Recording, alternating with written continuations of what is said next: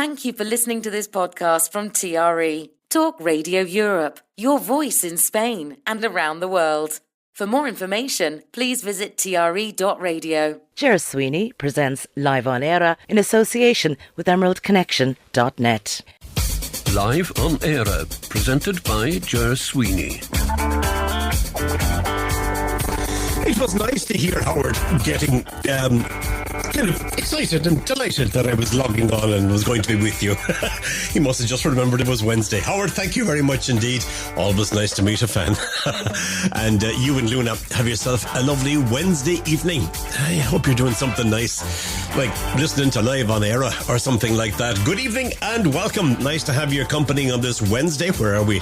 We're at the 16th of October. I've got two. It's kind of the program of the Johns this evening. I've got two guests for you. Both of them are called John. So the first guest you will meet in this particular hour is John Evoy. And John is the general manager of an organisation called Grow Remote. It was set up back in 2018 and the idea was to promote working from home or remote working. And that was before the pandemic. And obviously it has grown pace. So we'll find out a little bit about the organisation. John recently called for a body to be set up in Ireland to assist with helping people to work remotely and to try and encourage employers and employees to look at it as an option because, as he says, there are social, economic and cultural benefits, and not to mention environmental benefits to working remotely. So we'll find out more about Grow Remote when I talk with John Evoy in the next few minutes. All right. John Gower is going to join me as well in the second hour of the programme. And John is a Welshman. What's a Welshman doing on an Irish programme? Well, steady on a second. He has written a fabulous book which is called The Turning Tide. And it's about the Irish Sea. And there's a lot in the book about that side of the Irish Sea, as in Ireland, and that side of the Irish Sea, as in Britain. And I'm looking forward very much to my conversation because if it's anything like the read that the book is, it will be fascinating. So that's John Gower, our second guest on the programme this evening. There you go. I've got some news for you as well. Nothing other than what's happening across Ireland, really. I have that for you. And I have some music that I will bring to you. Oh yes, last week I mentioned as well, didn't I, that the Irish Embassy in Madrid had advised me of some events which were taking place this autumn. I'm going to be giving you a rundown of those as well. So there might be something there that you might like. So either have the finger on the pause button to record it, or you can get a pencil and piece of paper, do it the old-fashioned way, if you can't type fast enough, and you might be able to jot down some information about something or things that might be of interest to you in a number of areas across Spain over the next month or so. So that's coming up as well. Good news. Yes, I'm going to start with some good news. I always like to start with good news. So the train services have started running from the largest transport hub on the island of Ireland, and that is in Belfast. Oops, I forgot to turn off the phone. Well, silence the phone. And people don't start texting me until about 6 o'clock. Well, 5 to 6. On a Wednesday.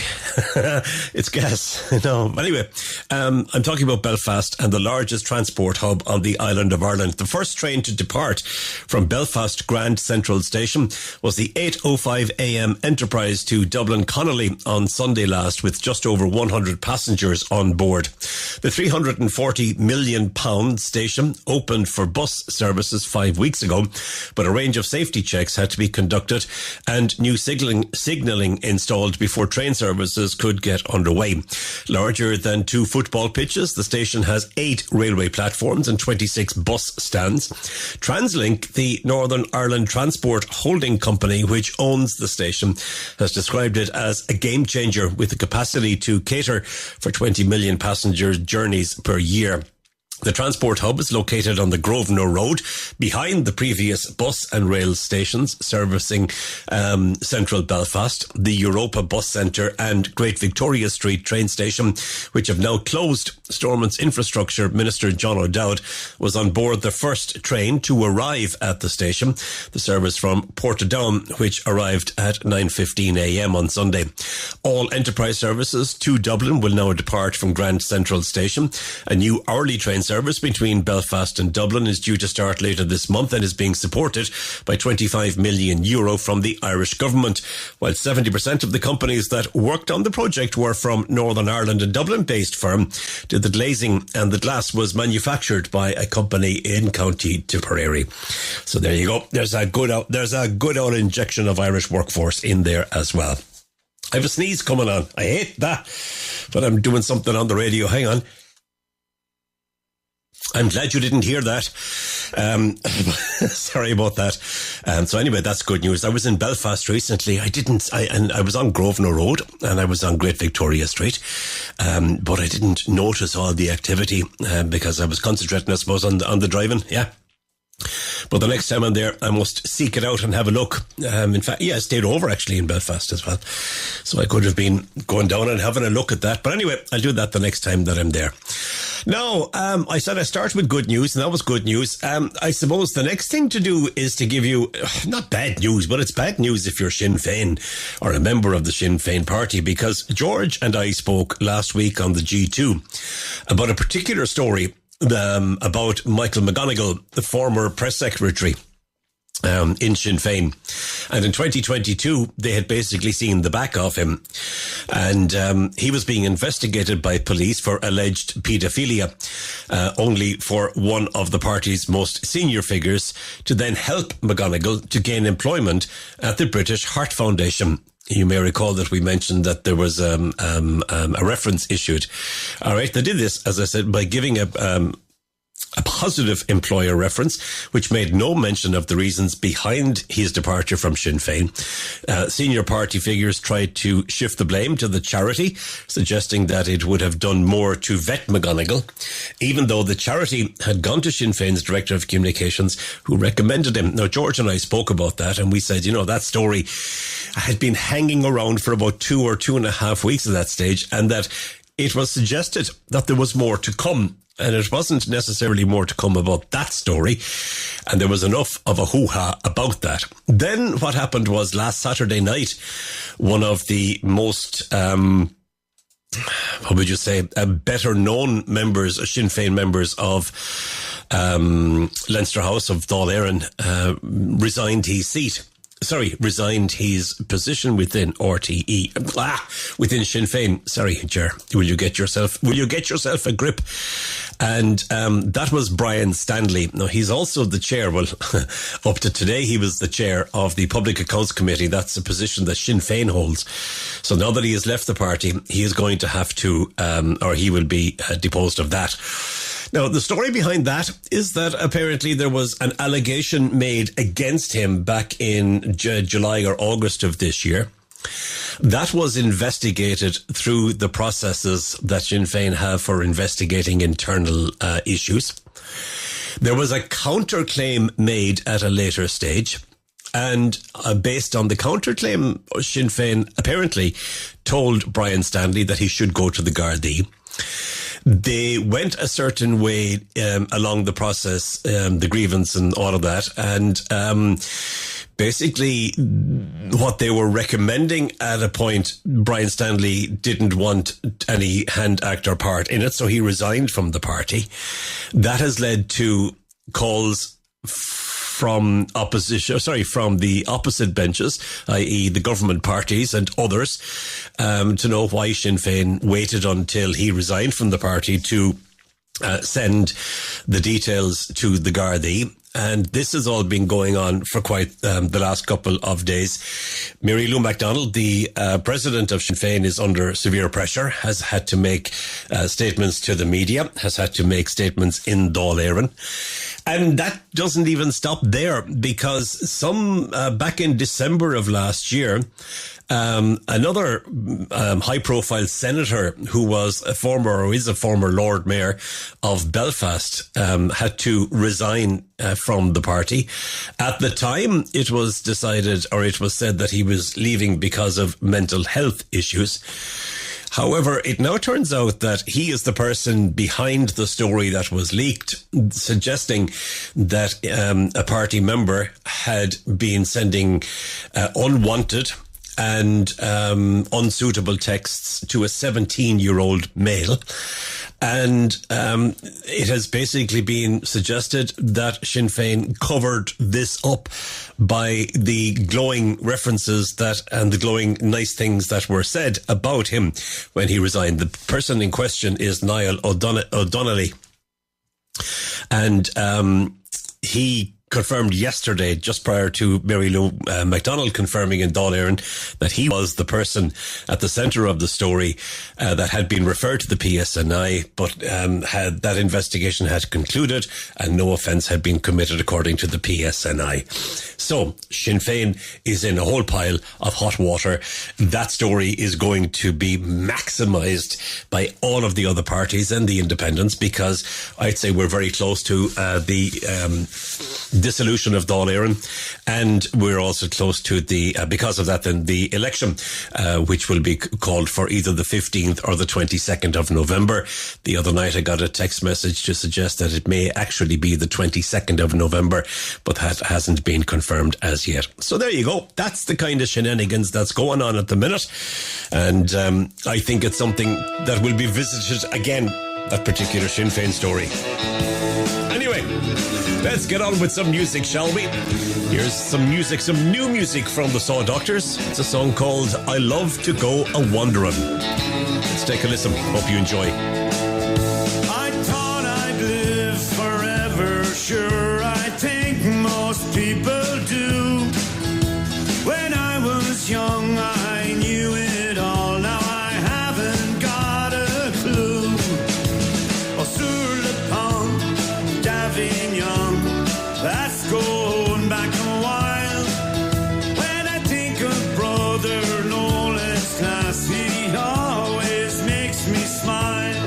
But in my mind, I love to go wandering back in time to those golden autumn days. They bring a smile. Summer's light is fading, and we wave all our cares away.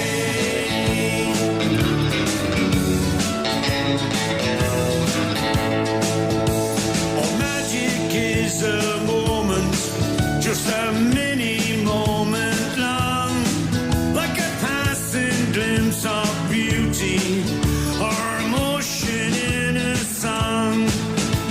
Oh, magic can't be dwelt on, fast it comes, fast it goes.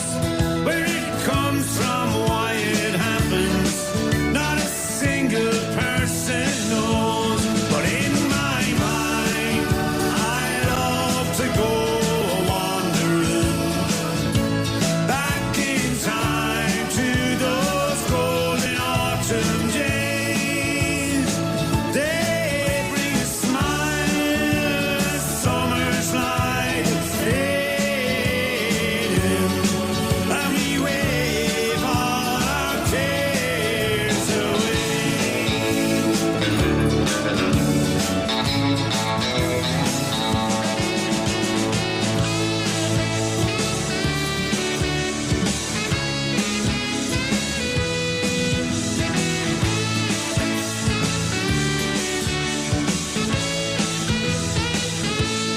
In my mind, I love to go wandering back in time to those golden autumn days. Oh, they bring a smile, the summer's light is fading, and we wave all our cares away.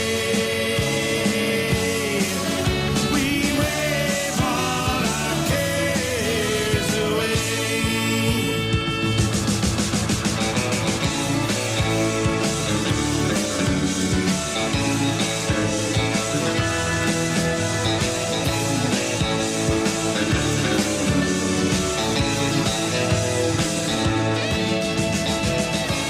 They haven't lost that sound, have they? No, they have not. I Love to Go A-Wandering is what it's called.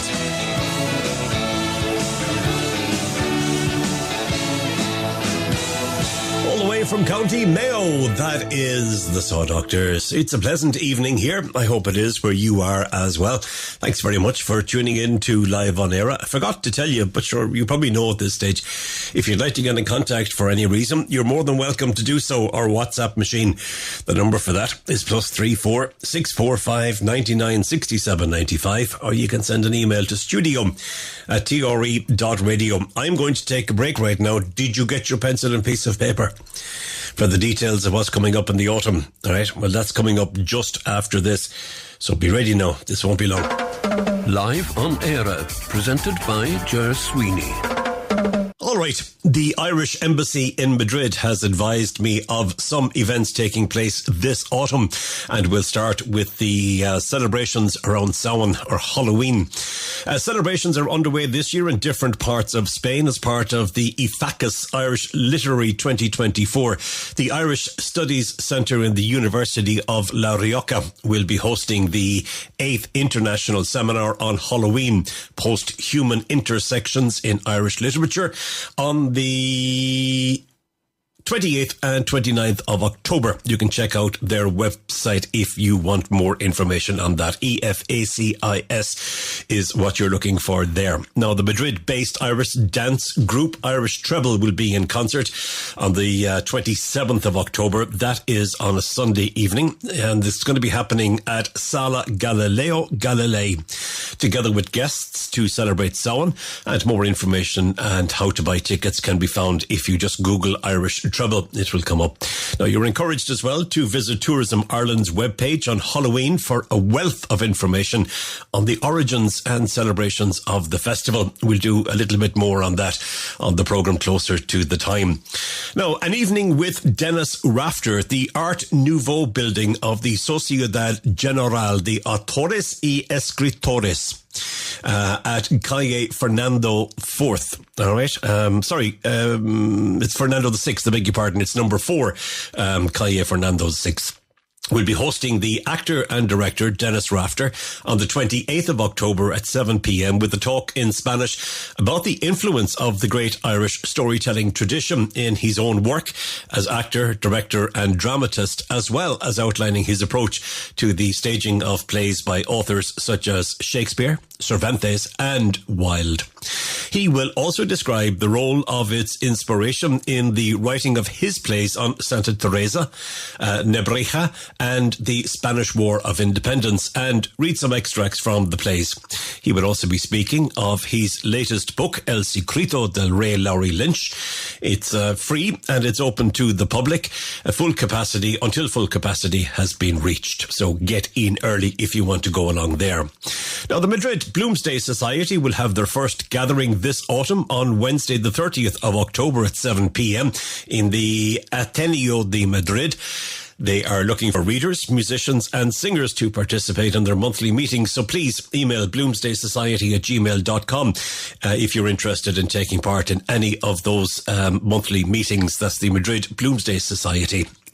The Valencian Irish Cultural Association has a range of activities lined up for the autumn, and you can check it out by visiting their social media pages. The Irish Studies Centre in the University of Vitoria, Euskara, will be collaborating with the second edition of the Tartalo Symposium from the 4th to the 10th of November. The itinerary will include participation by Irish authors Sheila Armstrong and John Carlson, and their web pages have the full lineup if you want to check that out. Tartalo Symposium.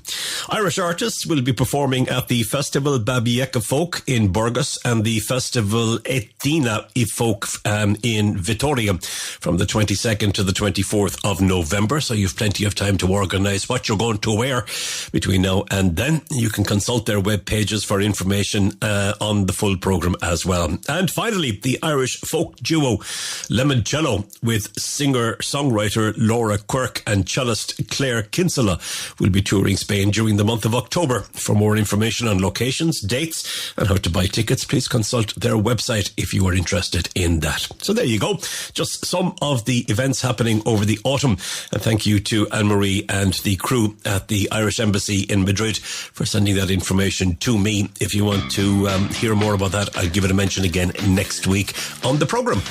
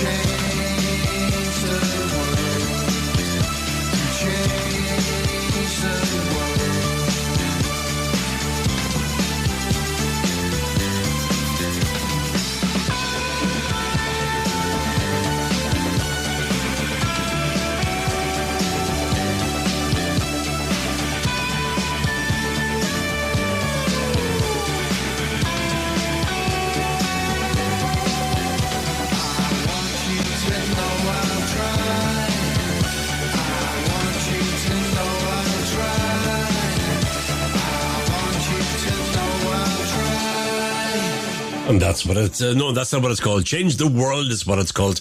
And it comes from Skanger. Yeah, Skanger, what a name. There's an 80s kind of a vibe to that, isn't there? Very much so. Right, a story that broke a little earlier on today. It's quite... troubling, and it's been updated since. But Gardaí believe that an 8-year-old boy reported missing earlier this year may have been killed over 2 years ago. Karen Durnan from Drogheda in County Louth was reported missing in August, and Gardaí say that they believe the boy is missing, presumed dead, and have upgraded the investigation to a murder inquiry. Apparently on the 30th of August, a missing persons report was filed at Drogheda Garda station in relation to the child. Gardaí were told that he was last seen in the town 2 days earlier. They issued a description of the clothes that Kyron was wearing and a picture of him when he was around 6 years old and an appeal for information. During the course of this inquiry, information came to light that led detectives to suspect that Kyron had been missing for more than 2 days. Gardaí said today, in spite of extensive inquiries, they have been unable to find Kyron or identify any information on his current whereabouts. They also say that they have not discovered any evidence that Kyron is alive and suspect he may have died violently. The investigation is being led by a senior investigation officer based at Drogheda Garda station. No arrests have been made. Gardaí also said that TUSLA, the Child and Family Agency, is cooperating with the investigation and sharing information with the inquiry team. Detectives are also checking that with schools that Kyron attended in relation to his attendance record and to establish a timeline of his last movements. They have not identified a potential crime scene, have not discovered a body or a clear indication as to where Kyron is and what happened to him. Gardaí say that there are people in the community with information who can help with the inquiry and have appealed for them to contact Drogheda Garda station. As I said, it's a troubling story. It's a very unusual story, but we were the story broke this morning that the thrust of the investigation was changing, and again that story now differs, that they now believe that he may have died 2 years ago. Sad. All right, let's do a quick break, and after that I will be talking to my first guest on the programme, and my first guest this evening is going to be talking to me about Grow Remote. It's an organisation set up to promote the idea of working remotely. John Evoy is the general manager. I'll be talking to him just after these. Live on Eire, presented by Ger Sweeney. Recently, I spotted an article about a group, a non-profit group advocating for remote workers, and this group has called for a body to be set up to promote remote working in Ireland. It comes after the first meeting of an all-party group on remote working took place in Leinster House recently. The group is called Grow Remote. It was set up back in 2018 to promote remote working in Ireland, and the general manager of that is John Evoy, and he said that remote working could solve social, economic and environmental problems if it is done correctly. He said that having no commute not only reduces emissions but also allows people more time to invest in themselves, and although Grow Remote was set up before the COVID pandemic, Mr. Evoy said that remote working has become more prominent since 2020. He joins me via Zoom this evening. John, it's lovely to talk to you. How are you? Very good, thanks, Ger. Looking forward to the conversation. And me. If you're a remote worker, you're probably on this old Zoom machine a lot during the day, are you? Yeah, absolutely. It's second nature now at this stage, but it's brilliant to get to connect with people all over the world at a click of a button. Good. Why did you set this up back in 2018? Because at that stage, the idea of remote working was fanciful. It was science fiction more so than anything really, and it was something that not a lot of people were considering. Maybe. Yeah, absolutely. Good question. So just to, I suppose, be clear, I only had the opportunity to join Grow Remote in about 2020 when it was already set up. Grow Remote was set up by a group of, I suppose, very insightful volunteers before the pandemic. And it was based on kind of insight that, one of our colleagues, Tracy, would have done a lot of travelling via all little towns in Ireland and seeing that the main streets and towns were boarded up and towns, villages were dying. And what could be done? And the usual answer was, there's no jobs around here anymore. But actually there were, and this is even pre-pandemic, there was quite a number of remote jobs that people could get and work from anywhere. Probably with companies that most people didn't hear about. For example, GitLab is the biggest remote first employer in the world, and it's got no head office. There's other companies like Automatic, Doist, and these are companies that people don't typically hear of, but they're quite large companies. They're usually hiring, and you can get a really good job with them, a proper employment with your annual leave, your pension contribution, all that sort of stuff. We're not talking about the gig economy. We're not talking about self-employed. So people can get really good jobs and develop really good careers from anywhere. And that was even the case before the pandemic. And now it's just, it's accelerated significantly. I've had a conversation with a number of people over the last wee while who were visiting the country, and remote working comes up in the conversations quite a lot. And I always cite the recent diktat from Amazon, a major employer, saying, right, lads, party's over. You're all back in the office from January. If you don't want that, well, then you need to go and find something else to do. And that is starting to, if they can do that, that's going to give other employers an idea that, yeah, we should or could do this as well. Is that going to impact your campaign? I'm not so worried about that initiative by Amazon. I think that Amazon or any other company, I suppose, are entitled to run their company whatever way they feel is best for them. And we kind of know from research that like remote working does offer companies some things that they don't get enough access to talent. Probably startups who are fully remote grow faster, and so on. And we work, as well as working closely with remote employees, we work closely with a lot of remote employers, and every company has to find out what works best for them, whether it's in office, whether it's hybrid or fully remote. And we'd be really supportive of that. What we would say is that where we can kind of contribute to the employees' opportunities by developing the remote working ecosystem. So some of those people who might not want to go back to the office, if there's a well-developed ecosystem, then they'll have a choice to get another job, a remote job, and they can live and work from wherever they want. And that's kind of the ideal that we're working towards. So that and as well as that, I think the point you made where Amazon kind of was indicated that, if you don't make it back to the office, then you can go and find another job. There would have been like some rumors that, in a way it was like a covert voluntary redundancy scheme. Okay. Right. It's a way of like people who don't, cutting the staff numbers a little bit. Can you do anything remotely? Because, you can't be a postman remotely, you can't be a bus driver remotely, but you could be a broadcaster. Because here I am sitting in my back room in County Clare, broadcasting to millions of people across Spain and across the world.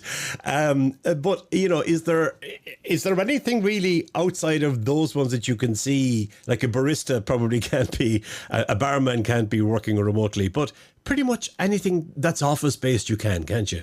Yeah, pretty much anything that's office-based. Again, it depends on the operating model of the company, but whether it is finance or communications or HR or legal or just general management, all of those things can be done from anywhere. Anywhere there's good internet connection and people have the technology. So yeah, I think it's important that I think the world is beginning to realise that work is not it's not a place, it's what you do. Okay, yeah, exactly. And it's not... We used to always go to work. And even when there was the back to the office kind of movement after the lockdown, after COVID, some people were saying going back to work. And like that was infuriating for people who were working hard all the time. They weren't going back to work. They were going back to the office. Some of the advantages then of working remotely, because in the introduction I said that you were saying that if it's done properly, it can solve social, economic and environmental problems. So let's go through those.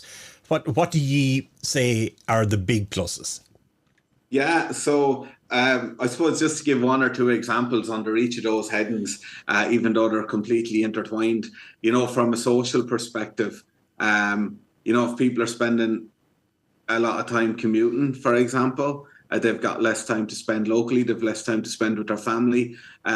We have research that shows, for example, that people who used to commute but don't do it anymore invest an average of 3 hours a week into either themselves, their own well-being or activities, or into community activities like volunteering, whether that's coaching the under-10s team or participating in tidy towns or whatever. Different for everybody, and that's got a huge impact on communities. And also on their own well-being. We know that like sitting in the car for lots of hours isn't great for anybody. Economically then, I mean, we're talking about kind of economics at a very local level, the difference that like spending your money locally in the local coffee shop or in the local grocery shop makes, as opposed to, spending it in a petrol station halfway to the nearest big city. And we know we've stats on that as well. And I think that for every 3 good remote jobs that are in a community, they sustain another 2 locally. So that's, the ratio of how they help, the coffee shops or the whatever it is, the local businesses to thrive. And that's really important. I suppose on that, there would have been research last year from Galway University and the Western Development Commission. And I could be wrong now, but I think like the average salary of these remote jobs that we were talking about was up around the 50,000 mark. So they're good mid-career jobs. Very often it's people in earlier career jobs. People like to go into the office. Employers like to have graduates come in and learn by osmosis from the people who are there. We're not saying that's the only way to do it, but that definitely depends. This seems to be a trend. So the remote jobs then are more mid-career jobs, and that maybe people who have got all that experience and maybe have families and want to like not be spending time commuting, so they can drop the kids to school and still do their day's work. It also it takes pressure off of people as well, doesn't it? Having to iron 5 shirts in the week and having to have the washing done on a Saturday or a Sunday. You can sit at home and you can be in your t-shirt, or you can, there's that element of it. There's that element of it too. Yeah, no, definitely. It gives people a lot more flexibility. I suppose sometimes we can conflate the idea of a fully remote job and a flexible job. Because some remote jobs are like quite structured. For example, you could be sitting home, a neighbour of yours in County Clare could be doing sales support or customer service to the American market. They start at 5 p.m. Irish time, they work until 1 p.m. and they've got their 3 breaks. And it's very structured, and, they can only take their breaks at that time or somebody else is covering them. And so not all remote jobs are completely flexible. Not all remote jobs mean you can drop the kids or whatever, but some of them do. I think one of the biggest things that remote work has done is kind of changed or helped change management styles. So from an employer's performance management perspective, you have to be able to agree with your employees. What are they going to get done? What's the outputs? It's not like how long are you sitting at your desk. Presenteeism isn't the thing. Coming in from 9 to 5 and sitting in front of your desk isn't getting the job done. Getting the job done means, 100 sales this month or 100 whatever publications or whatever your targets are in your job. So therefore, it gives the employer and the company a lot of comfort. Once that work is getting done, they don't really have to worry about, are you dropping the kids, or are you having a cup of tea, or are you putting on the wash? And it's also really easy to see. It's easy to count. It's so there's no hiding place when your work is managed like that. And of course, the environment and the benefits to it, self-explanatory, because you're not sitting in a car with, pumping out emissions on the M50 or the M7 or whatever the case might be. There's also less workload for trains and buses and all sorts of things like that. So that's kind of self-explanatory as well. What are the drawbacks for somebody that works from home exclusively? Yeah, so there is, and we'd always say that remote work won't happen by itself, and that there's lots of challenges that need to be overcome in order to, I suppose, maximise that benefit for communities or for the country. And some of those challenges are very first, when Grow Remote got up and running, the very first challenge we spotted was that a lot of remote workers could be isolated if they didn't have a structure in place, and you don't want to be working at home all day on your own and then not interacting with other people at all. So we set up, which is probably our most successful initiative, it's what we call our chapters. It's where groups of remote workers meet up on a regular basis in their locality, offline, and it can be for as simple as having a pint, or it could be a coffee or a breakfast, or maybe doing an activity such as kayaking or tennis or table tennis or whatever, but where they kind of recreate what it'd be like to be in contact with a few work colleagues. The only difference is all those colleagues aren't from the same company. They're just whatever remote workers are in the location. Right. So that counteracting the isolation was a big challenge that some people had to overcome. Now, it suits some people, depending on your personality type. Yes. And then another one would have been, I suppose, the visibility of the jobs that we were talking about. I mentioned some companies there at the start. And, if you're a local person and you're just looking for a remote job, unless you're really deep into this kind of space, you'd never think of Googling for those companies or looking for those companies' career pages. And one of the problems is that, fully remote companies, they have access to talent wherever they're hiring, and that could be all over the world, or it could be in time zones, or it could be in the EU. The companies would often hire anywhere in the EU, for example.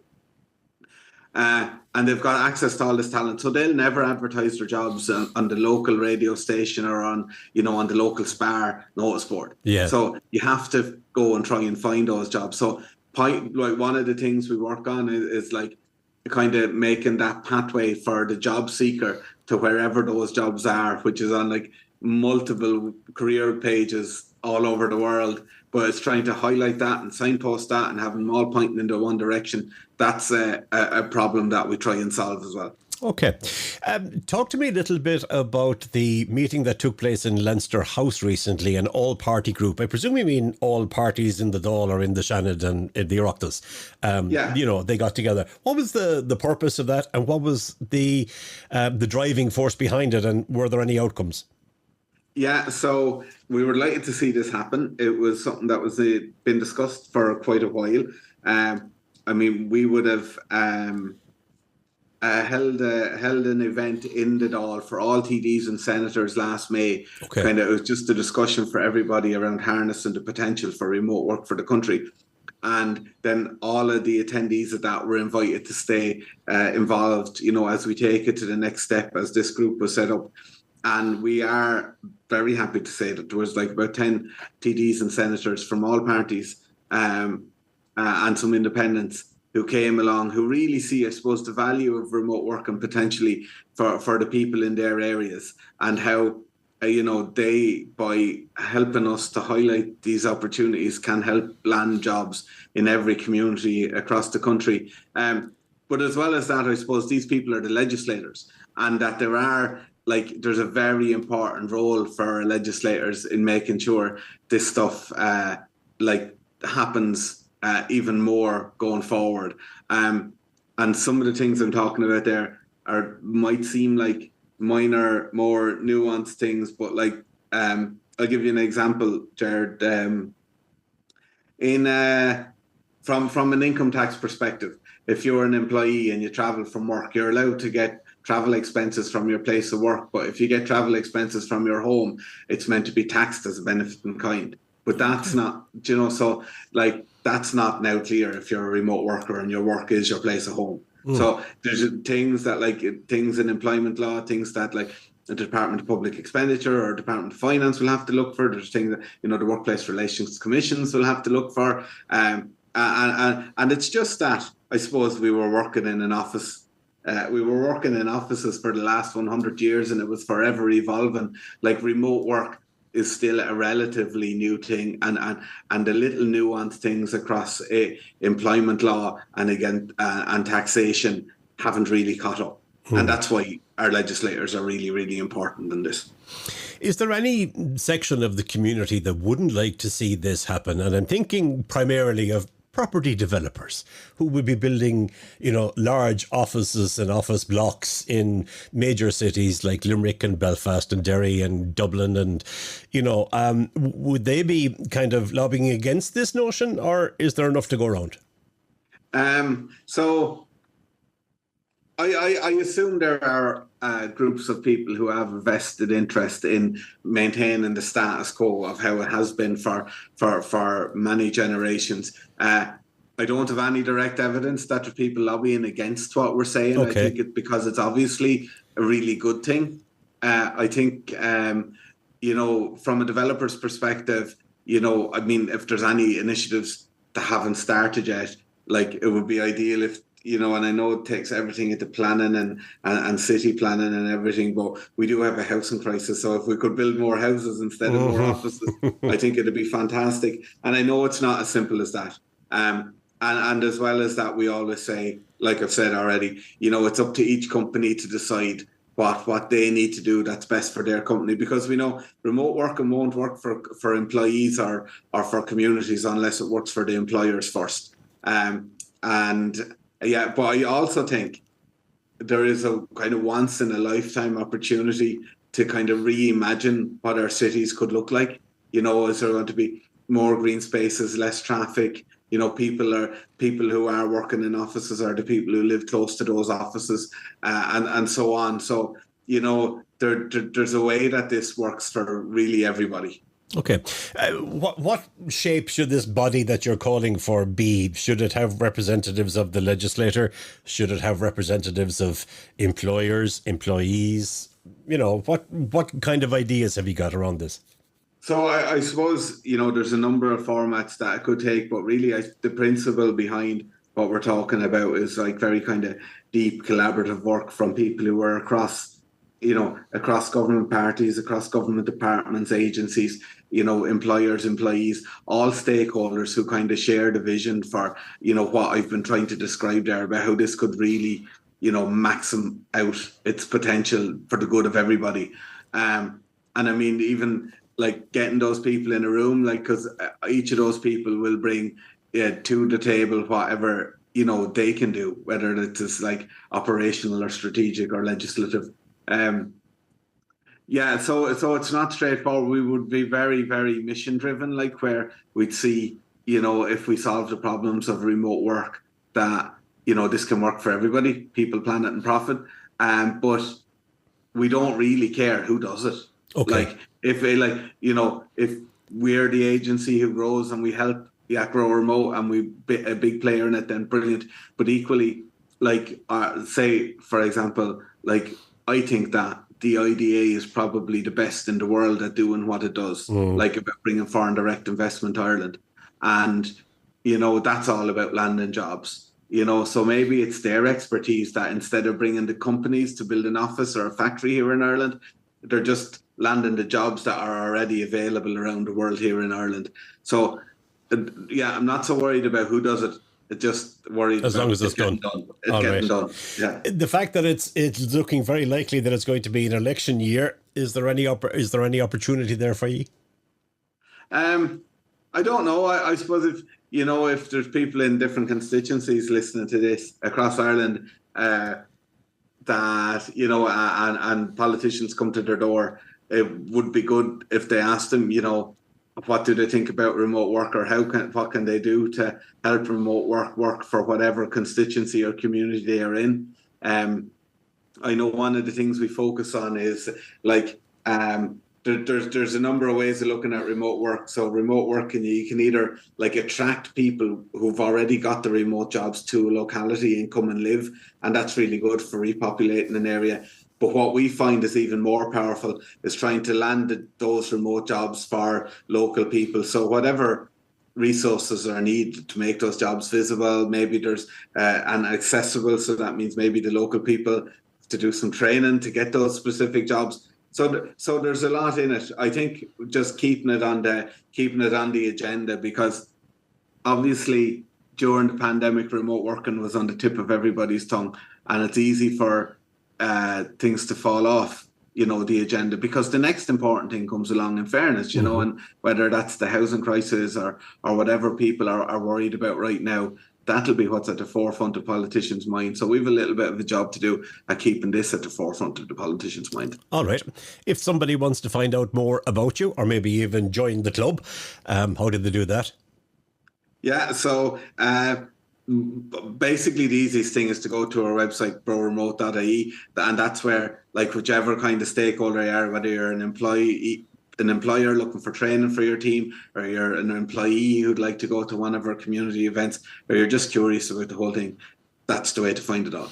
I said at the start it's a non-profit group, so I presume you're doing other work along with doing this, or is this your full-time job? No, this is my full-time job. Oh, good. No, we've got some funding. And we're a social enterprise, and I suppose from the non-profit perspective, what that means is that, like, any profit we make from our work, we can't give that out to shareholders or to staff, but we can pay salaries, and we have a great team of 8 people, and our primary, I suppose, way of generating income that goes to all the impact of it is through training companies in this, like leading remote teams or leading hybrid teams, and there's still a demand for that there. All right, I let you back to doing what you do. growremote.ie is the website. John Evoy, General Manager of that organisation. Thanks a million for talking. It's fascinating. And you have my contact details. Anything I can do for you in the future, please do. Thank you, Ger. Push that open door, because I'm more than happy to help in any way I can.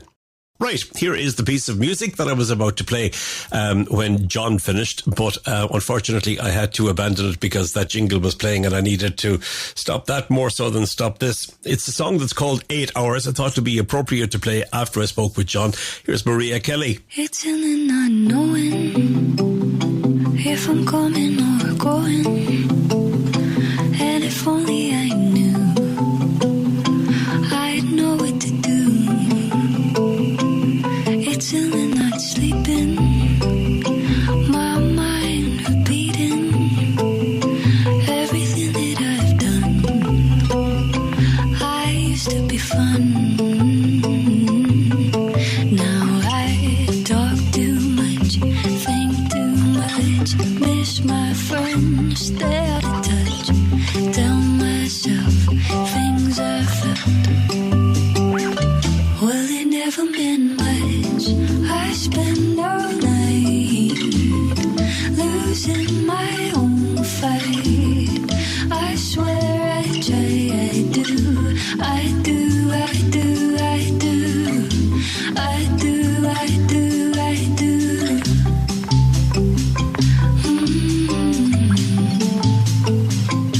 It's in the not moving, the constant need of being proven. Everything that I am, as if I still have a plan. It's in the still sitting, and all the people I'm missing. Tell me I'll be alright, just need 8 hours a night. 'Cause I talk too much, think too much, miss my friends, stay out of touch, tell myself things I felt. Well, it never meant much. I spend all night losing my own fight. I swear I try, I do. I spend all night losing my own fight. I swear I try, I do.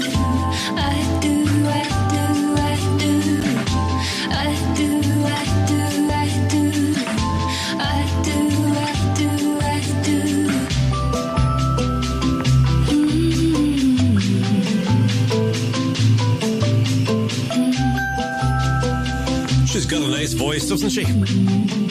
That's a lady by the name of Maria Kelly. Hey, one of the girl of the Kellys.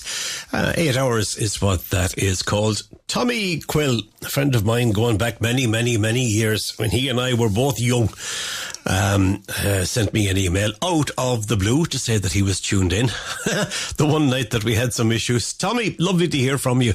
I hope that you're well. and making the best of everything. And nice to have your company this evening. So thanks a million for the email. I'm extremely bold. I haven't been in touch in a long, long time, but we'll do at some point in the nearer future. Aye, if there was only 48 hours in the day, it wouldn't be smashing. Although I'd probably fill them as well. Right, my next guest is standing by. A quick little jingle, and then we'll go and have a quick chat. Might be more than a quick chat. We're going to talk about a fabulous book. Live on Eire, presented by Ger Sweeney. The Turning Tide has been described as a hymn to a sea passage of world historical importance, combining social and cultural history, nature writing, travelogue and politics.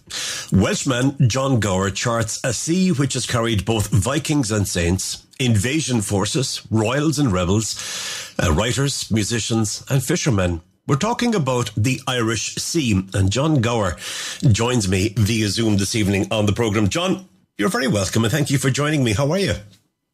I'm very well indeed. And yourself? Good, thank you. You have the distinct honour, I hope you'll take it as an honour, of being the first Welshman on Live on Eire. So you're welcome doubly on that one. I am turning into a balloon as I swell with pride. Eloquent as always. John, this book is lovely. It's about, when I was told it was about the Irish Sea, I thought to myself, so what can you write about the Irish Sea, really? But what you've done is you've brought together some stories that all hinge around the Irish Sea. But before we start talking about that particular tract of sea or water, let's dispel the myth. The Irish Sea is not what we consider the Irish Sea to be, as in like the entire length of water between Ireland and Britain. Sure, it's not. No, it sort of subdivides, really, and it's hard to understand how you can subdivide the sea, which is just a fluid, massive moving water. But of course, if you look to the place where what we call the Irish Sea broadens out and joins, if you like, the wide ocean, that is technically called the Celtic Sea. Mm-hmm. And then, of course, what I'm looking at in the main in my book is that stretch of the Irish Sea between Wales and Ireland, between the facing coasts of Wales and Ireland. And technically, if you pick up a nautical chart, that is marked, very interestingly, as St. George's Channel. Mm. So you've got a stretch of water between Ireland and Wales named after the patron saint of England, which reminds us that, you know, seas are political. They're ways of actually people moving around freely, but sometimes not so freely, and they can be borders. And then, as you suggest, as the thing which is loosely imagined as the Irish Sea drifts northwards then beyond Northern Ireland and beyond the western shores of Scotland, it turns into the North Channel, which then, of course, then broadens out into the North Atlantic. So, yes, on one hand, it's an amorphous mass of sometimes blue water for the weather's nice, sometimes darker water, but it's all in little zones and it's all controlled by the forces of tide and current, and it's forever in a state of flux. It's always changing, it's bringing drift in with it, it's bringing flotsam, jetsam, and so on. I know the answer to this. I think everybody will know the answer to it. But will you tell us, in your opinion, and maybe from the pages of the book, the importance of the Irish Sea? Why is it so important? Well, it's been important, not just in modern times, but historically important. There's a Welsh historian called Gwynalf Williams, and he described it as a Celtic superhighway. It wasn't just taking people. There was a trade across the Irish Sea, but it was also taking ideas. And I suppose you couldn't take a bigger idea to export from one place to another than Christianity. And of course, that trade in saints, the famous ones being Patrick and St. David, were just figureheads for a much larger exchange of saints. And my favourite one is a bit of a tongue twister. He's called Madomnoch of Ossory. And he was one of the disciples of St. David. So he was living on the southwestern tip of Pembrokeshire. And he was a fantastic beekeeper. He was one of the best beekeepers ever. And one day he decided to leave the monastery and go to explore the world. And he got a little boat and often these stories in those days often involved a little boat, and he sets off for Ireland. And as these stories often are as well, it doesn't happen to him once, but twice, but 3 times. And every time he leaves, the reason he can't actually leave Wales is because the bees follow him. So he goes out into the into open water, and he's got these swarms of bees, and he's thinking, "Oh no, I can't go any further because I will be depriving my fellow monks of honey." But then, with David's blessing, he goes off and finally gets to the coast of Ireland and ends up in Ossory. He sets up his beehives there in Ireland. The bees thrive, and in turn, he becomes the patron saint of beekeepers. So, there's that exchange. And when I began looking at the book, I was thinking, so what helps these people move around? It's not just that there are boat building skills, and there are also the currents which move in a particular direction. And it was a strange bit of luck, really, that when I started writing the book, and I was thinking, what on earth am I going to say about the connections that make sense today? And at that very point, a walrus, this lovely, big, a mammal of cold northern waters, turned up in the seaside town of Tenby in Pembrokeshire. And it started to spend its time just lolling around, being photographed by tourists. And that walrus had come from Valentia Island off the Kerry coast. So it had followed a set of currents which are used by the grey seals of the east coast of Ireland. They come across to Wales, and then they move on. They move on to places like Brittany, sometimes as far as the northern coast of Spain and Galicia. And those currents, if you start to look at them, taking seals and sea mammals, are the same sort of currents that would have helped Welsh saints be exported as little cults to Cornwall and to Brittany. And then, of course, the currents in the other direction also help. And when I began to dwell on it, I was thinking, I wonder what more I can find out about walruses. Well, there have been lots of sightings of walrus in Ireland over the years, and there have been lots of sightings of things like walruses in Wales, but sometimes they turn out to be mermaids. Or are they actually mermaids just pretending to be walruses? Who knows with these things? But anyway, I was just interested to know why then walrus ivory became an important commodity. Well, of course, before the Moors brought elephant tusks across the Mediterranean, walrus ivory was an important commodity. So the Vikings, who established a very important centre in Dublin, if you went to the excavations there, you would find shards of ivory. And of course, then that was sometimes used to produce beautiful pieces of art. The famous chess set that was found by Crofter in Scotland, where the individual items were carved out of walrus ivory. The bishops, or rooks, were berserkers, these crazy Viking warriors who would ingest hallucinogenic mushrooms before they went off to battle. Right. And of course, there's a political thing about that, even that chess set as well, because part of it resides in a museum in Scotland, and part of it resides in a national museum in England. So the politics of these things come in, and I was thinking, this is going really well, but I'm mainly now writing about Ireland and the Vikings in Ireland and the walrus tusks. And then I found out that a medieval king in Wales called Hywel Dda, if you did something excellent in court, he would reward you by giving you something called a towelbwrdd. And the towelbwrdd was, interestingly enough, a sort of prototype chess set with the pieces made out of ivory. That's incredible. Incredible. Before we go any further in relation to what's in the book, why did you write it? Where did the little seed come from that grew into this?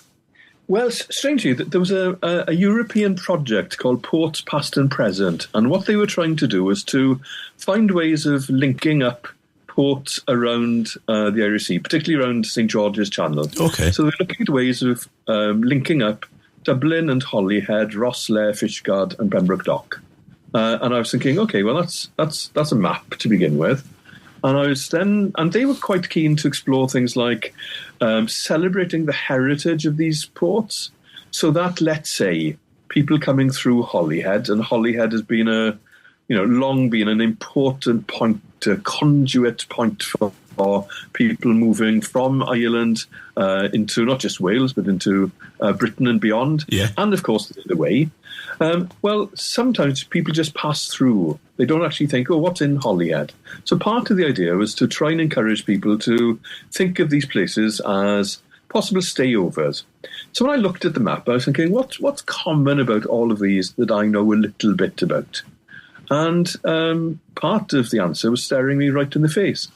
All of them are really close to fantastic wildlife sites. Obviously, the Pembrokeshire ports are not far from some of the most spectacular seabird colonies in the world. And in fact, if you go from Pembroke Dock to Rosslare, you will go past the island of Grassholm, and passengers will see it. It looks half black and half white. Right. It's a basalt rock, so it's dark volcanic rock. But in summer, half of it is startling white because of the gannets that you find there. So gannets are, huge birds. You don't have to be a bird watcher to recognise a gannet. Yeah. It's got a 6-foot wingspan. It's a startling laser white, and the tips of its wings look as if it's been dipped in black ink. So then I thought, well, I wonder if that's... So Pembrokeshire's easy, and I know the Pembrokeshire Islands because I've worked on them. I first went to work on them when I was 14, so that would be an easy bit of research, really, because I know about them. Then, of course, I was actually looking at Holyhead. Well, as the ferries leave Holyhead, you see a big hump of rock called South Stack, and if you look really closely, you will see guillemots and puffins, seabirds in serried ranks along the cliff edges there. So that sort of would cover wildlife areas close to the Welsh ports. In Southern Ireland, in Wexford, you can get to probably one of the most important colonies of terns in Ireland, at Our Lady's Island. They're not just, the commoner terns, but also the rarest seabird in Europe is found there. It's the roseate tern. And interestingly, of course, the roseate terns that occasionally nest on Our Lady's Island don't always nest there. They sometimes cross the sea to Wales and nest in Cemlyn. So you've got, if you like, a population really of these really rare birds sharing the coasts of Ireland and Wales, and underlining the fact that if we're going to protect birds, we have to protect them in consort with other people. So then, having looked at the map, I was thinking that just leaves Dublin. And Dublin, of course, is famous. Dublin Bay is famous as being a place full of Dublin Bay prawns, langoustines. It's also an important bird feeding area. But the story in Dublin was even easier to tell because Brent geese, which come in their thousands to Dublin Bay, have done so historically because they like a particular plant called zostera, or eelgrass. It used to grow in profusion in Dublin Bay. That profusion has reduced year on year so that there are just a few patches left in Dublin Bay, but the birds still come in. And what they've done now is they've changed their feeding habits. So they feed on grass verges, public parks, and so on. They stay overnight near North Bull Island. And if you're lucky in the morning, you can get on the bus, the early bus that takes the late night workers or revellers home and the early workers to work. And if you go out to North Bull Island, you can stand on a wooden bridge which connects the mainland with a point of land jutting out into Dublin Bay, and wait for the birds to rise. And someone said, if you're lucky, they will fly literally over your head so you can hear the siss of the wind in the primary wings of their feathers. I was thinking, well, that would be brilliant. That would justify getting up at 5 o'clock in the morning and going fairly blearily out to North Bull Island. And that morning they did. They were coming so you could actually hear the breath of their wings, as you like, before they then formed skeins and fanned out over the city. So they would be going out all over the place. And I think that, when I spoke to people, they feel very possessive about this. It's a way of marking autumn and winter. But the only thing the Brent geese can't cope with is one of the newer aspects of life in Dublin and other modern cities, which is AstroTurf. So obviously some of them have obviously tried to land on rugby pitches and found out that they can't really graze on plastic. But it's just a lovely way of saying there is actually fantastic wildlife to be seen right in the heart of a modern European city. One of the great things about presenting this program is talking to people like yourself who just educate me on things that I didn't even know about our capital city or various parts of Ireland, because I never heard that story. But as it happens, I have been in Dublin quite a lot recently, and I will be again in the future. And I must do that, get up early and go out there and just experience that. Is there a particular time of the year? They come in the autumn, so sort of October into March. They're around. Okay. And the nice thing is, you don't actually have to go to North Pole Island. There are other places. I'll tell you what, I'll drop you a line, and there are lots of places. Okay. And that's the nice thing, really. And they get acclimatized to dogs and walkers and so on. But they never become tame, of course. They're still wild birds, and then when the instinct is there and they sense the widening light in northern climes, they leave again because they breed a long, long way away. Okay. In the introduction, I did say that there was social and cultural history in there as well. And as I was looking through the titles of the chapters early on when I was reading the book, I happened upon one in relation to the Dublin Docks, or the Dockers of Dublin, which is chapter 11. And when I was reading that, it really reminded me, parts of it reminded me of a kind of a Sean O'Casey play, things that we grew up reading about and listening to. And you know that it's true, but when you see it in a book like this, talking about the dockers and they're standing and they're waiting to be picked for a day's work, and sometimes it happens, sometimes it doesn't. But it dawned on me that I suppose that could have been called the Dublin, Liverpool, Holyhead, Pembroke, Dockers, because it went on everywhere that time, didn't it? Well, yeah, of course. That underlines the importance of these ports for maritime trade. And I suppose the other story that it tells, which we can see nowadays, is just how that very busy life, the employment of hundreds, sometimes thousands of men, which then allowed them to sustain their families. Yeah. That's all pretty much gone, really, because, technology changes, and now it's big container cargo that moves around from, as you say, Liverpool, Glasgow, Belfast, Dublin. The Rosslare at the moment, which is building up more and more ferry connections all the time. But of course, the other thing is about, as you know, because you go to Dublin and know Dublin, you don't have to go very far to find someone who will be a repository of great stories. Yes. So all I had to do was find some old dockers, get them to take me around, and then write down some of the things they said. And one of the things I really loved was the names they had for the dockers. And that's true for not just for dockers, for all, industries, coal mining in Wales, whatever it is. And there's always like a fantastic lexicon of names. And I was actually thinking, okay, well, I've got all these names, but you can just arrange them, really, put them into some sort of form. And I actually found that some of them were fairly fruity. Big apple, little apple, and crab apple. There was a man called Remy Mata who worked along the Bombardier. Then there's a man called Two Thumbs Murphy. That's right. Who was presumably rather clumsy. The man from Laramie, Buckets of Blood, The Gannet, and Saltbox O'Connor. Now, some of them, you could work out why these men were so called, because Spittin' Pint, Boxer Elliot, Fatser Curry, Baldo Macaulay. Well, they're people you can actually say, well, he's got no hair, he's got a bit of weight on him and all the rest of it. But then there's another one who was explained to me. There's a man called the Bleeder, who was apparently the whitest man who ever lived. Yeah. I'm not sure whether he ever was the whitest man who ever lived, but there's that colour that comes from that. And as you say, there are those pictures of the men standing in the morning at what they would call the reed, and the names would be read out of those people who would be lucky enough to have a day's work.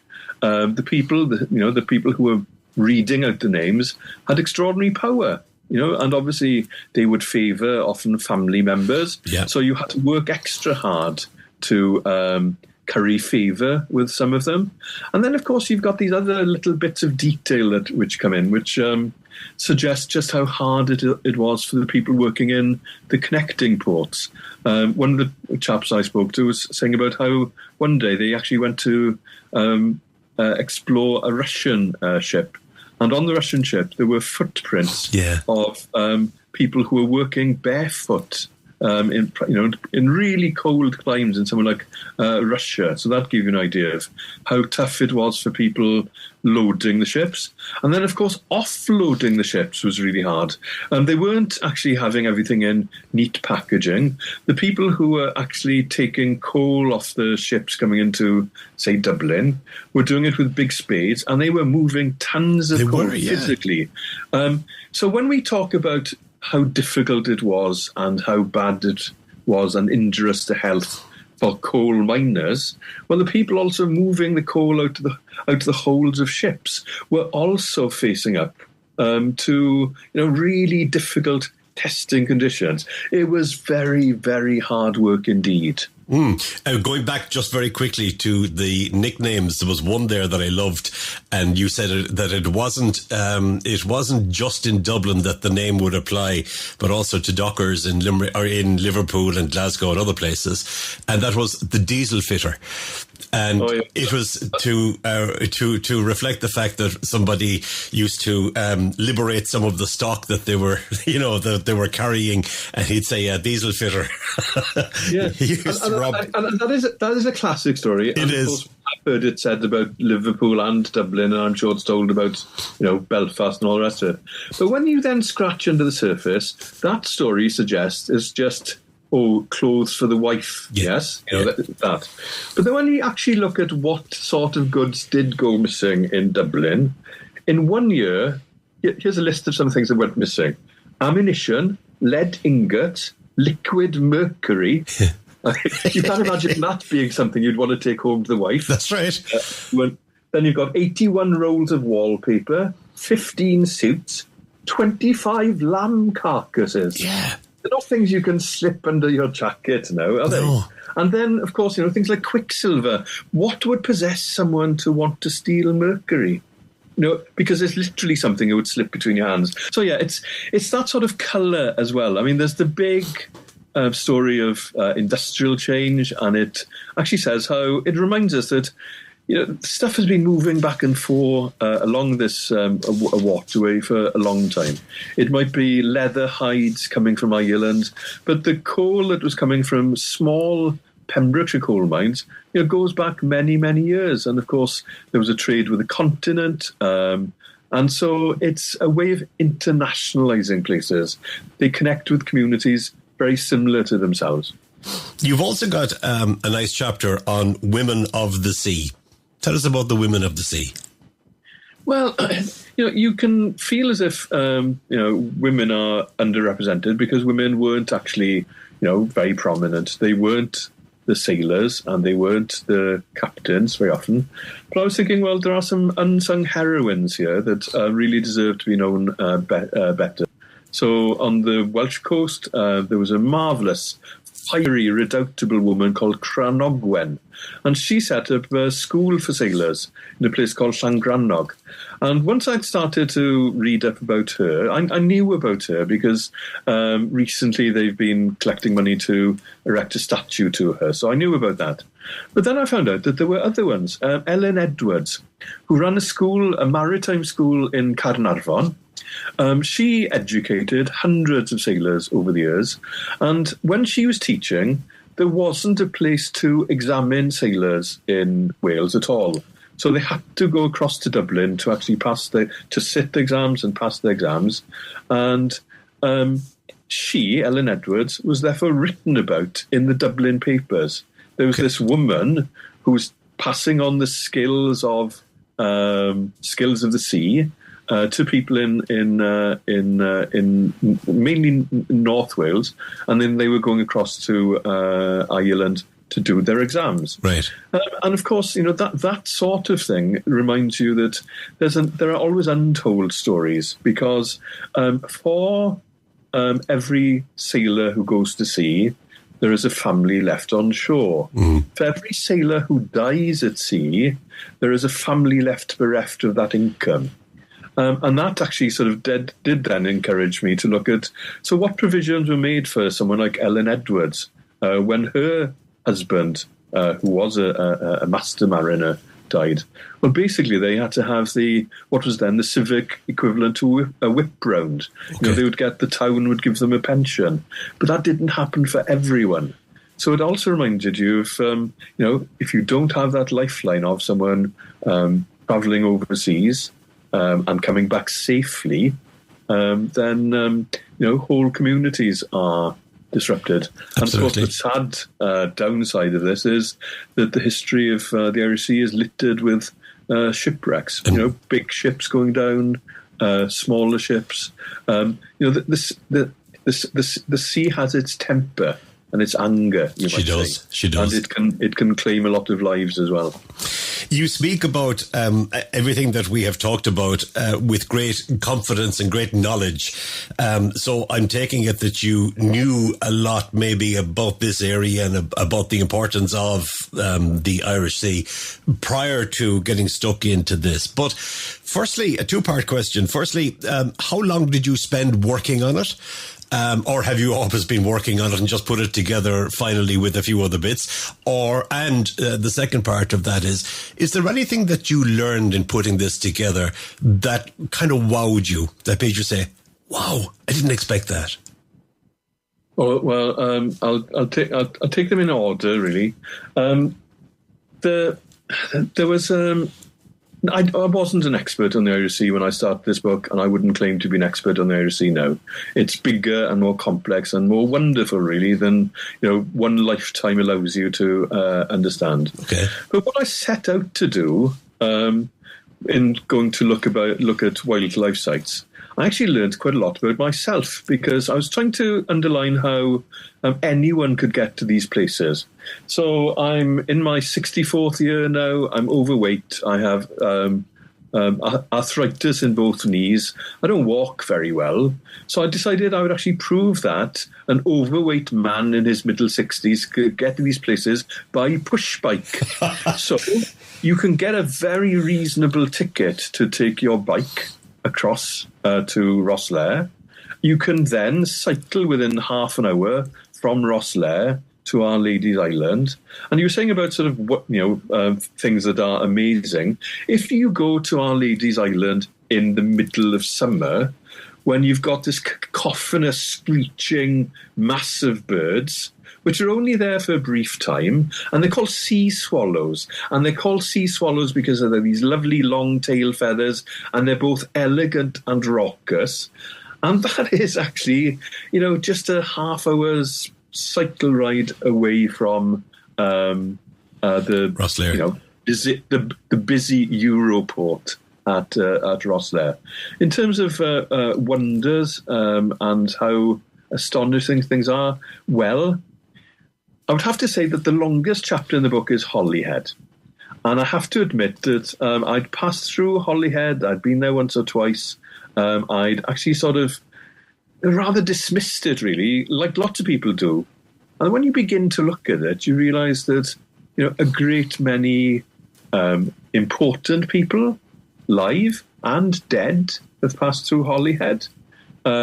I love the story about Erskine Childers, who was actually running guns to Ireland on the Asgard on a yacht, and on that trip they'd actually, unfortunately, or maybe luckily, unfortunately, they'd found themselves in the middle of the English fleet off the southern coast of England, so they could have been caught. Because obviously these were rifles that were clandestine. But anyway, he stopped off in Holyhead just before they went over the Irish coast. And I imagine this bit, but it is interesting that if you're someone who is about to walk into what is conceivably a moment of history, what do you do? Well, Erskine Childers went to have a haircut. so you could look at his best for this moment. So there are lots of little things like that you come across. And I suppose the best thing I came across was based on a sort of thing I half remembered from many, many, many years ago. Someone told me that the lighthouse men around the Irish Sea used to conduct marathon chess games against each other, right? So I just remembered that. I was thinking, where did I get that from? Well, of course, when I was writing this book, it was during the lockdown, and I had to write a travel book the wrong way round, if you like. So normally I would go somewhere with my notebook, go to places, talk to people. But this time round, I couldn't go anywhere.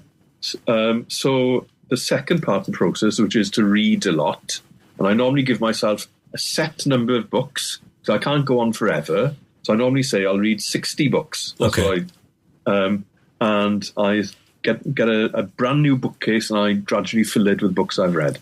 So on this occasion, all of the libraries and all the archives that would sometimes be a bit sort of difficult to access were all open because of the lockdown. Yes. And then I found in Ireland that there were archival records, interviews, long interviews, part of an oral history project where they interviewed lighthouse men, and the lighthouse men shared their accounts of playing chess against each other. Wow. So we're talking via the magic of Zoom at the moment. But in the old days, you would telegraph things. So let's say you were in your lighthouse on the Fastnet, let's say, and I'm on the lighthouse on Bardsey Island. You've got the board in front of you, and then you actually telegraph your move to me. And I think, that's clever. He's a really canny chess player. Yeah. But then I can take my time, because the point of the exercise isn't like a competition between grandmasters where they start the clock. This is to while away the hours. That's it. And you get to understand, the tactics and all the rest of it. So the fact that I could find people actually explaining how important the books they were given, so they would be given in recent history, Guinness Book of Records and so on, things that would help them answer factual disputes. But I love that idea of people playing these games of chess, and that's a really strange sort of communion. And I suppose I wouldn't have been able to find that were it not for the unhappy circumstances of the lockdown. And finding that. So, the thing is, you go into these subjects and, you don't know much about it. And then you realise that there's so much out there. It could have been a book twice the size, really, because, you write about the relationship of Wales and Ireland and the sort of exporting of Christianity, but we exported also Norman sailors from Pembrokeshire who actually went and domineered and changed the course of Irish history. So there's that thing as well. So we trade techniques in how to build graves in prehistoric times. We exchange actual physical goods and objects, but we also trade ideas. And those things, hopefully, when times are good, bring us closer. I will never again take a ferry across the Irish Sea without thinking about things like this. It's been fascinating talking to you. It's a fabulous read. John Gower, author of The Turning Tide, a story basically about the Irish Sea. Just for listeners, I know that it's available on all good bookstores and it's available on websites, but our listeners can get their hands on it on our website, which is TRE.radio. Julie has put that there so they can get their grubby little hands on it, and I hope they do in masses, John, because it's a lovely book, and it not just informs, but there's plenty of things that you can learn about and enjoy and smile about, and there are sad parts in it too, but it's really lovely. And congratulations and thanks for talking to us today. You're welcome. Thank you.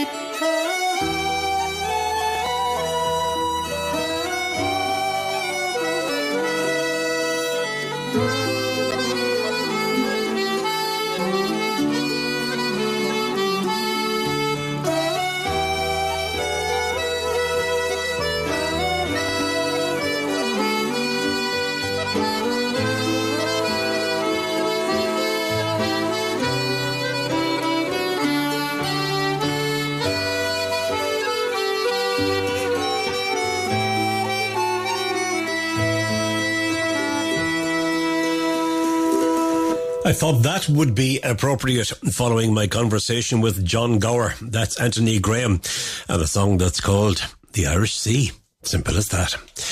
Righty-ho, I enjoyed that. Aye. Righty, what am I to tell you? I have a lot to tell you, and I can't tell you all that I wanted to tell you because time is against me. But hospitality business owners have served up a warning to the government ahead of the general election. At a protest, restaurateurs, pub owners, childcare facility and beauty salon bosses were among those who marched to Leinster House from the Pepper Canister Church yesterday. Those who took to the podium spoke of the demise of family businesses and rural Ireland and their potential replacement with high street brands with globalist ambitions. One man warned that the only place you might end up finding an Irish pub is on the Costa del Sol.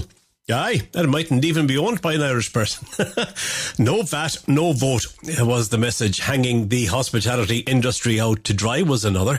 Don't let the high street die. And wake up government before it's too late, read some of the banners held by protesters. Among the first to speak was Paul Lenihan, Kildare restaurateur and president of the Restaurants Association of Ireland, who was determined to make Boswell's political clientele pay attention. Enterprise Minister Peter Burke was singled out as an exception after backing them on their VAT demands.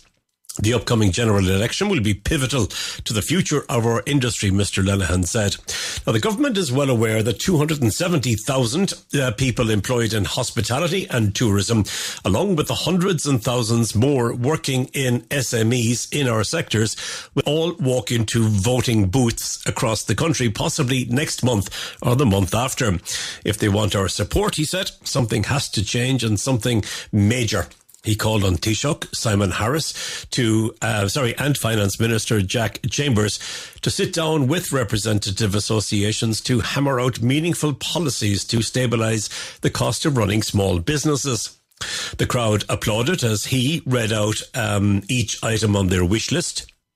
It included demands for a reduction in VAT and excise duty, a review of the commercial rates system, recognition of the key role played by restaurants and pubs in Ireland's tourism offering, and a review of extra costs the government is adding now and in the coming years. If it did not cooperate, he said, businesses, jobs, livelihoods and the heart and soul of our communities will be lost. Hundreds of restaurants, pubs and small hospitality businesses have already closed, Mr. Lenihan said, and many more will follow.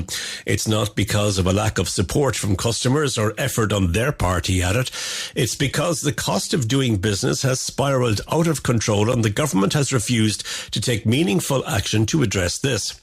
Many speakers insisted that they do not want handouts, but the reinstatement of the 9% VAT rate was one of the chief demands. Former politician Ivan Yates, who compared the event, said that it is not just the VAT rate that is at issue, but a 36% increase in payroll taxes, increases in the minimum wage, a new living wage, paid statutory sick leave, and a new pension auto-enrollment scheme next September were among the policies described as having arrived virtually all at once, while businesses were already grappling with soaring energy costs and inflationary pressure.